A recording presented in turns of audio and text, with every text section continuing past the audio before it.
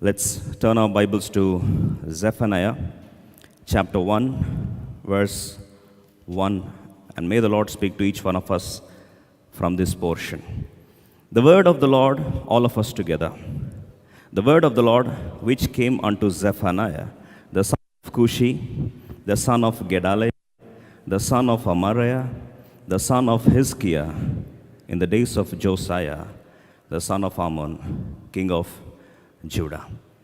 Likewise, shall we turn our Bibles to book of Isaiah, chapter 8, verse 17. And I will wait upon the Lord that hideth his face from the house of Jacob, and I will look for him. Likewise, turning our Bibles to Psalm 32, verse 7 prayerfully. Thou art my hiding place. Thou shalt preserve me from trouble. Thou shalt compass me about with songs of deliverance. May the Lord bless the reading of all these three portions, and may He speak to each one of us. Most of the times when Holy Spirit God mentions about genealogy, we have a habit of skipping it, especially when the names are very difficult to pronounce. Sometimes we have this question, why should God mention every detail as such? Zephaniah, turning to Zephaniah chapter 1, verse 1. Zephaniah, the son of Cushi, the son of Gedaliah, the son of Amariah, and the son of Hizkiah. We have this question, why should Holy Spirit God waste so many lines mentioning about 4 generations of genealogy? But we always need to understand blindly that when Holy Spirit God mentions even a dot or a tittle or a comma or even a punctuation mark, there is a lot of immense, deep scriptural revelation hidden in it. Today morning we'll see one profound truth. Why, when Zephaniah is introducing himself in the inspiration of the Holy Spirit God, he makes it a point to mention his 4 generation backwards. And he mentions and says that he's son of Cushi, his father's name is Cushi. And secondly, he says his grandfather was Gedaliah, and his great-grandfather was Amariah. In other words, 4 generations back, he has taken us. And what was the purpose?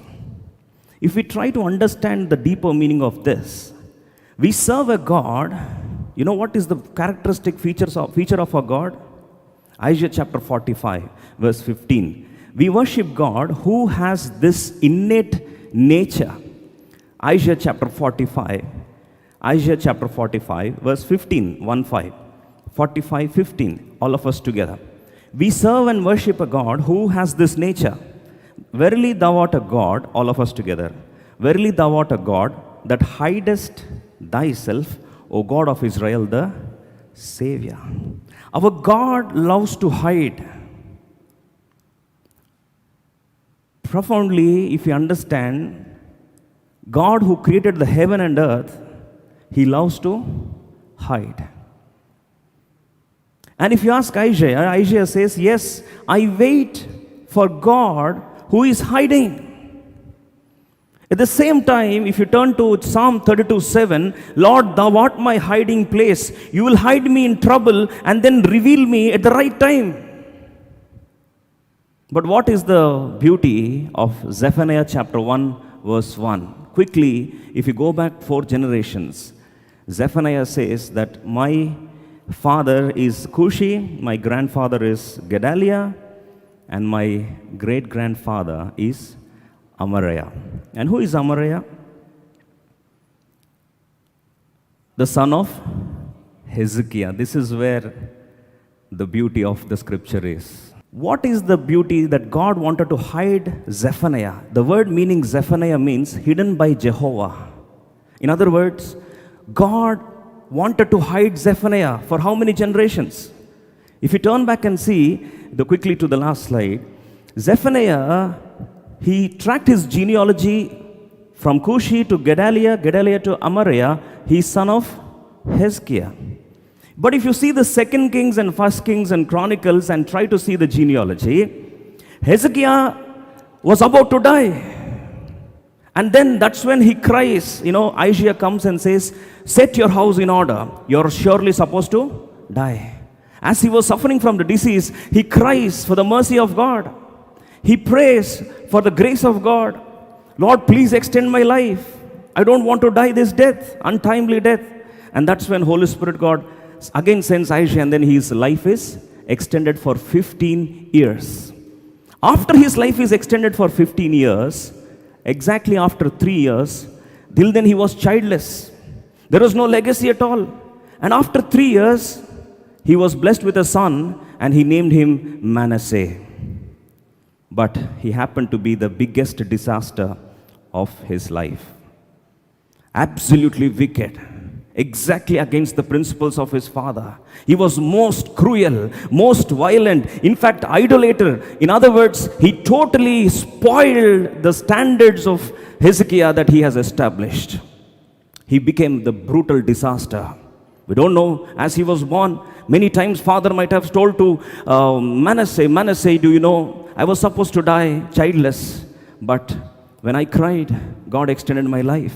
You are born as a miracle. After 3 years of this extension, you are born. God has a lot of plans for you. You are supposed to carry the legacy of a great grandfather, David. You are supposed to take the heritage forward. I don't know how many inspirational messages father might have conveyed to his son, Manasseh, but all gone to dogs.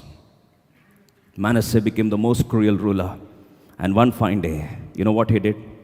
That Isaiah the prophet, as he was prophesying, he couldn't withstand it. Instead of setting his house in order, Manasseh chopped him into 2 pieces. He saw him asunder. And Isaiah prophet was killed brutally by this Manasseh. He didn't stop there. He lived for 55 years.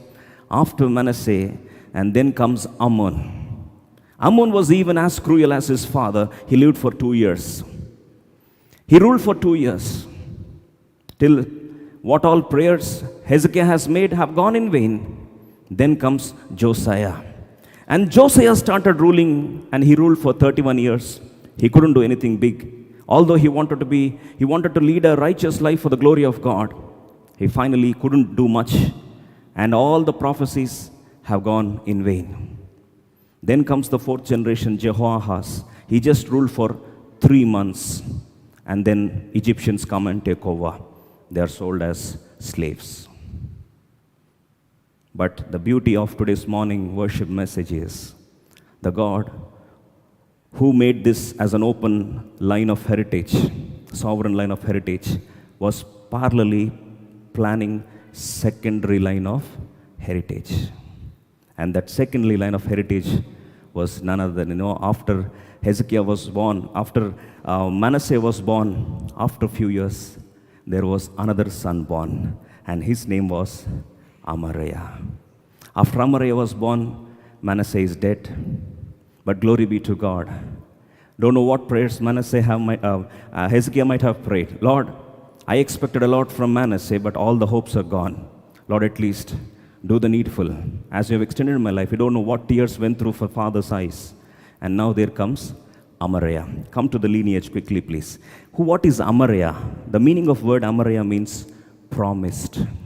You see, whenever God allows something very difficult for us to digest, He also has us promises which safeguard us, which protect us, which sustain us, which act as a buffer in our life.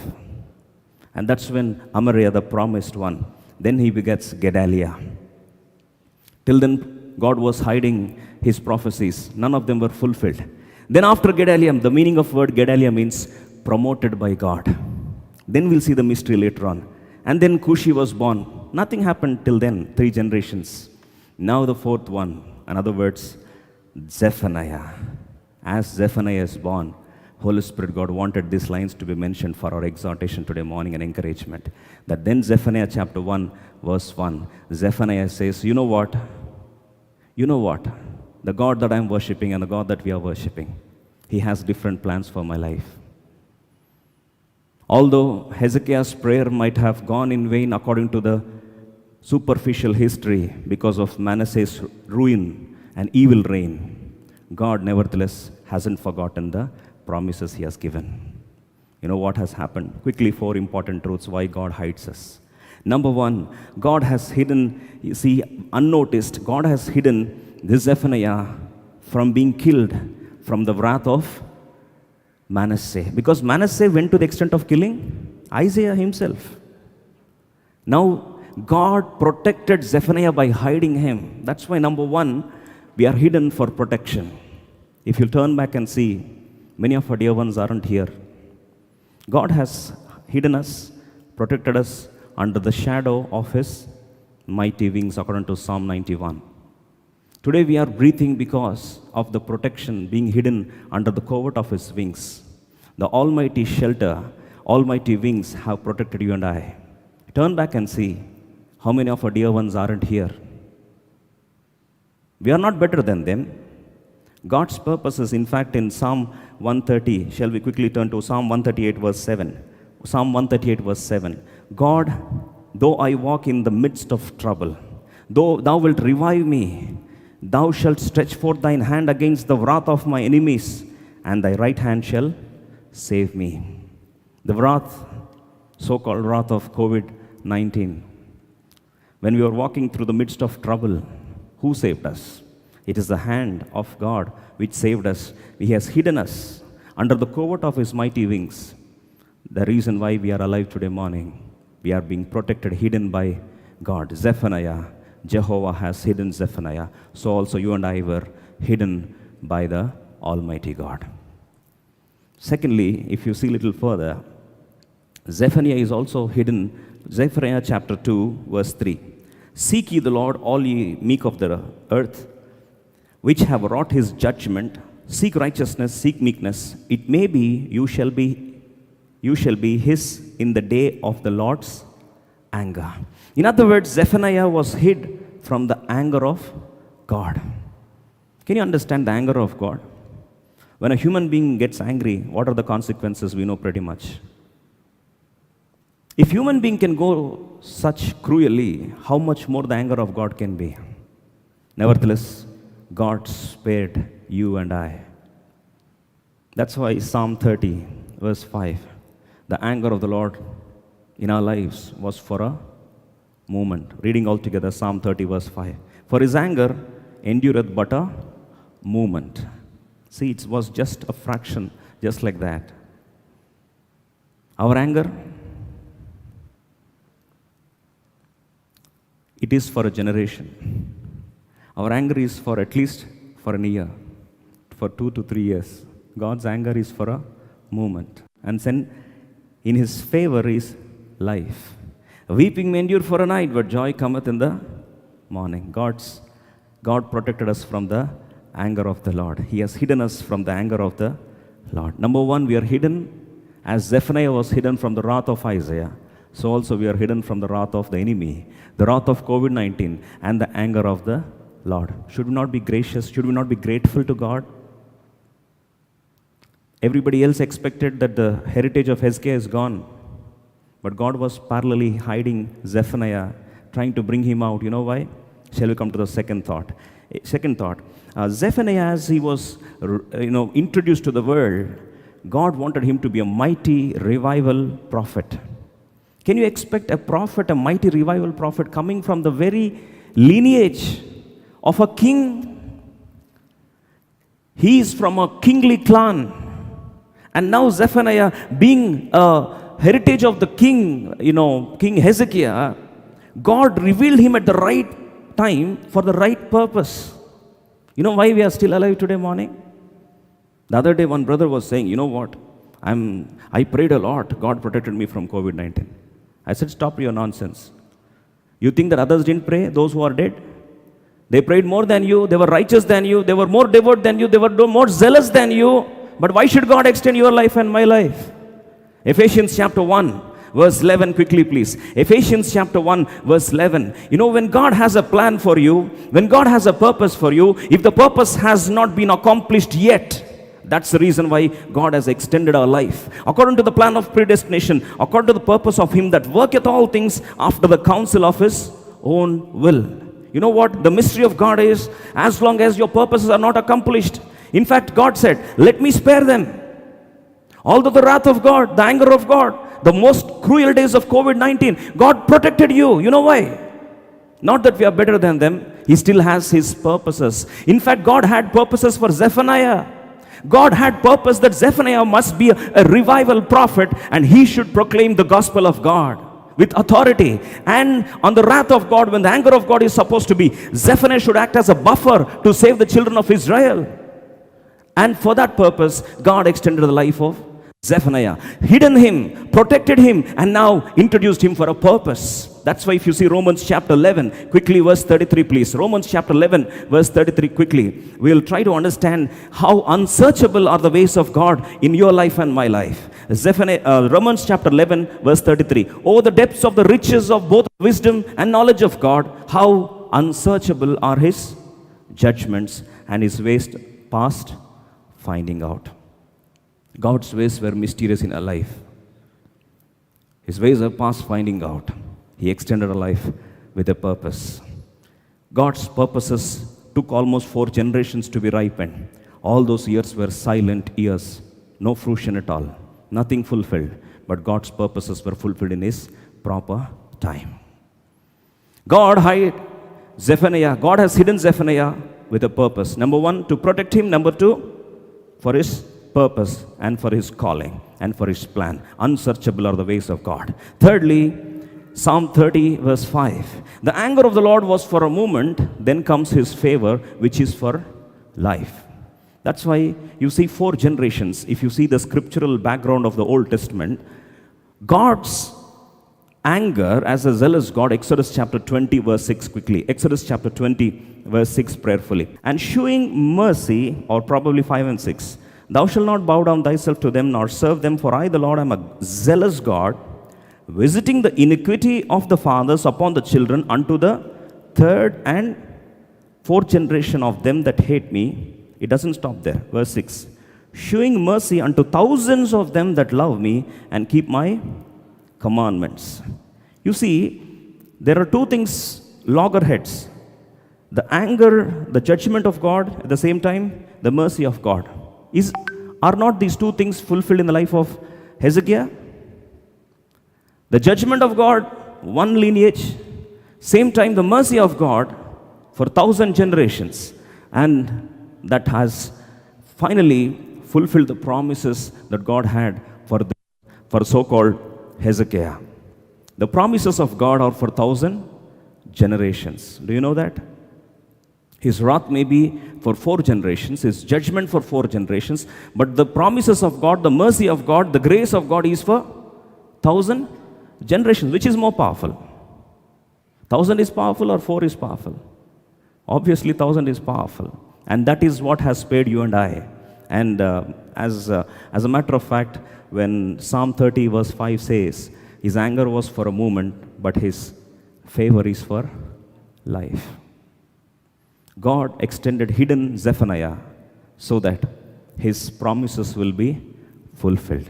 Lastly, God has hidden Zephaniah. That's why Amariah, the word meaning his grandfather's name, great-grandfather's name is Amariah. Amariah means promised. Yes, God kept the promise.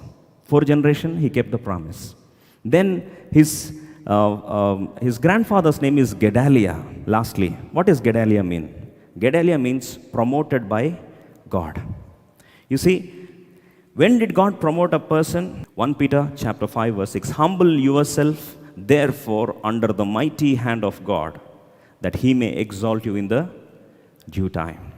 As Zephaniah and his father Cushi, grandfather Gedaliah, and great-grandfather Amariah, as they humbled themselves, God has hidden them, and at the right time, in the due time, God has exalted Zephaniah to be a mighty prophet. God knows to hide you, and God knows to protect you. God knows to fulfill his purposes through you by hiding you. Thirdly, God knows to fulfill his promises through you by hiding you. And lastly, God knows to promote you at the right time in due time, as our God is a God who loves to hide.